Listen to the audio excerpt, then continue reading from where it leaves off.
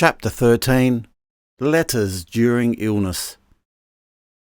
A man's life of any worth is a continual allegory, and very few eyes can see the mystery of his life. From a letter by John Keats.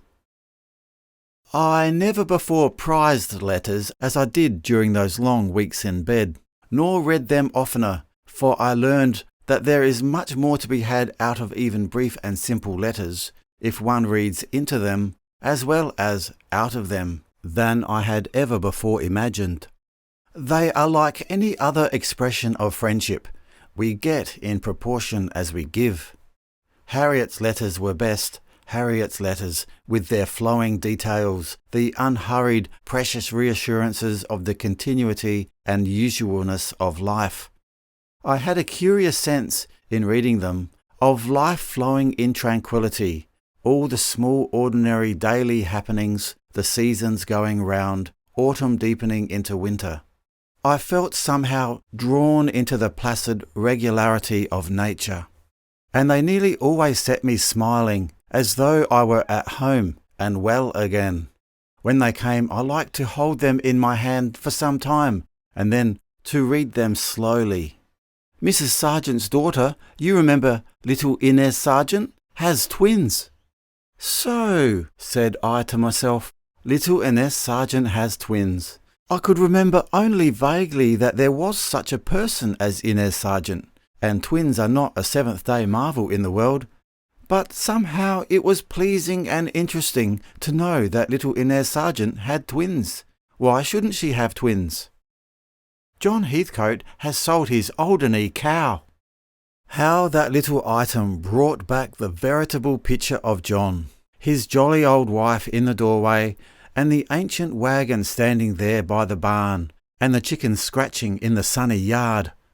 John became so fond of his horses, his cow, his pigs, that it was news indeed to hear that he had sold any of them. There is a story we delight to tell one another regarding John's sale of another cow. The purchaser was shrewd and cold-eyed, and insisted on knowing how well bred the cow was, and how much milk she gave.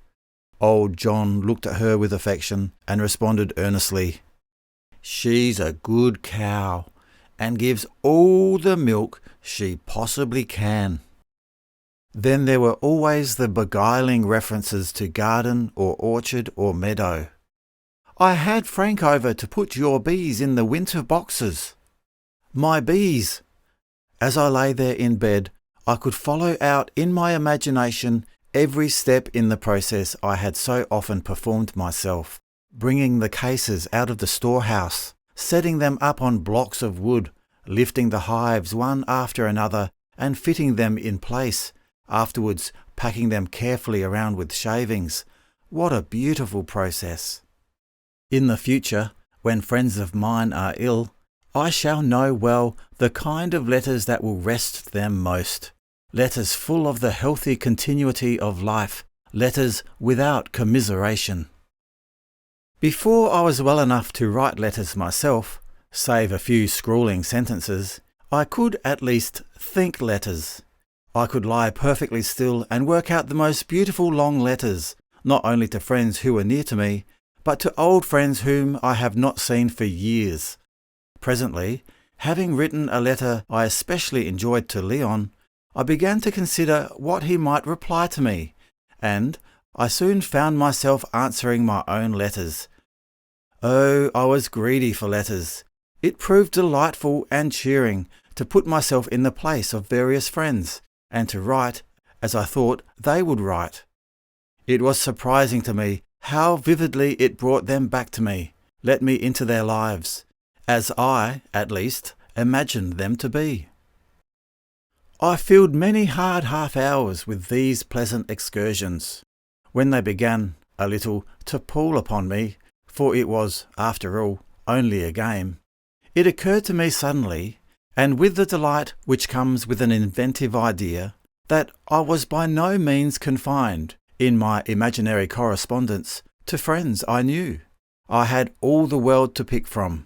So I wrote immediately to President Hoover, and received in reply, that very day, the most amazingly confidential letter regarding his life in the White House and his real opinion of various public men, including Senator Borer.